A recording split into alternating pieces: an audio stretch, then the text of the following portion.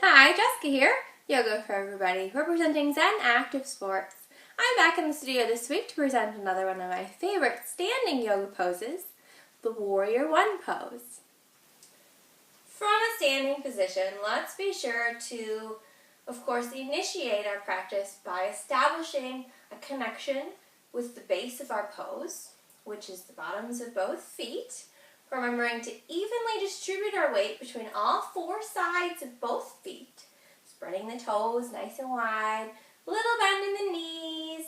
Hips are squared center so the back is straight. Shoulders are down, away from the ears. Chest is open. Crown of the head lifts up to the sky.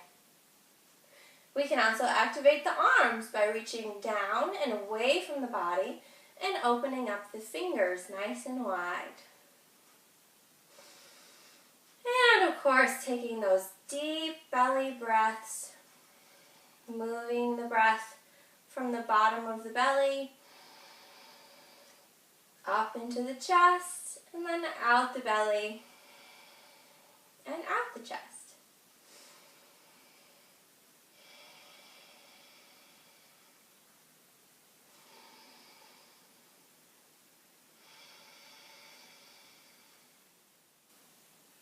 When we're ready to practice the Warrior One pose, let's go ahead and turn to the side of the mat so that when we step one foot back, we can have both feet on a sticky mat. And notice how I also have my yoga towel on top of my mat for extra support in this challenging pose. Mostly because I have the baby bump here that kind of throws off my balance a little. But certainly, even if you don't have excessive balancing issues, it is a good idea in these more challenging poses to have the towel just to prevent slipping. And as always, with these challenging poses, it's nice to have some empty wall space so you can keep one hand on the wall for support if you need that today. Okay, if you don't have access to an empty wall space, you can have a chair nearby, place a hand on the back of the chair, for example, just in case, because we wouldn't want to stumble out of the poses. We want to make our movement smooth and graceful with the rhythm of the breath, okay, to avoid injury. So, once we've stepped one foot back, we will turn the back foot out to the side, about a 45-degree angle. Okay, and then we'll put a little bend or deep bend in that front knee. I'm starting with my right foot forward. Okay, the hips are going to be squared forward, the same direction as the knees. Okay. And if you're not carrying a baby in your belly today, you can try widening the distance between your feet to take a wide stance. But if you do have a baby in the belly, let's take a short stance because we really don't want to be stretching those hip flexors too much during the prenatal period. That could prevent some problems. Okay, so then from here we can rest the hands at the heart center. We could keep the hands on the hips. Or for more of a challenge, we could bring the arms up over the head. Okay, keeping the shoulders in alignment with the wrists.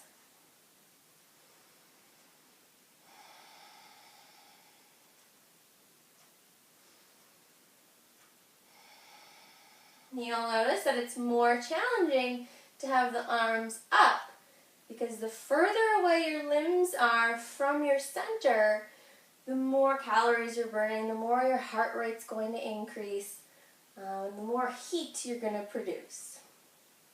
So work within the range of what feels best for you. Maybe hold this for 3 to 5 deep breaths, and then we can switch sides by stepping the feet back to center. Maybe shake it out a little, take a breath or two before we try it on the other side. So we're bringing the opposite foot back, either taking a wide stance or a short stance, bending that front knee deeply or just a little bend either way, squaring the hips forward. Now we can keep those hands at the heart center, on the hips. Or if we're feeling more unstable, we can have one hand on the wall for support.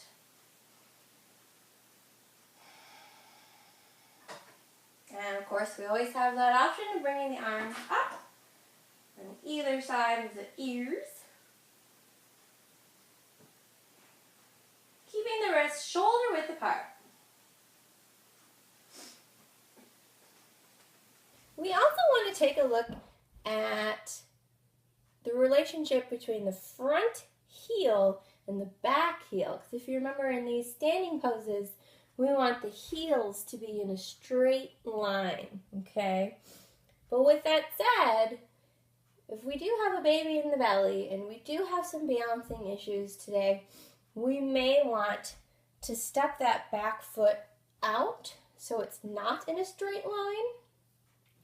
This is going to stretch the muscles more unevenly, but it's going to prevent more stability, okay? So if you are feeling stable and you're comfortable in a straight line like this, then that's great. That's going to give you the safest stretch.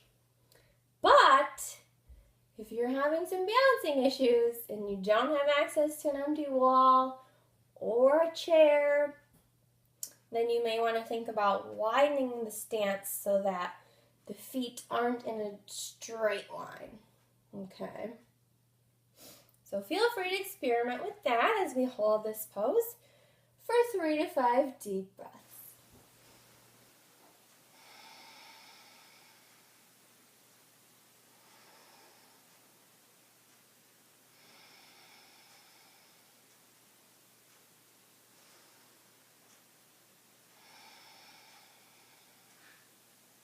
When we're ready to come out of the pose, we'll do so nice and slowly, utilizing that wall if it's possible.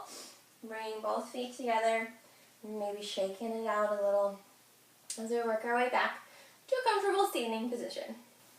Thanks for practicing the Warrior One pose with me here on Zen Active Sports, where I present a new video with my tips every week at www.zenactivesports.com. Be sure to stay tuned for more tips and videos next week. And thanks again for practicing with me. Namaste.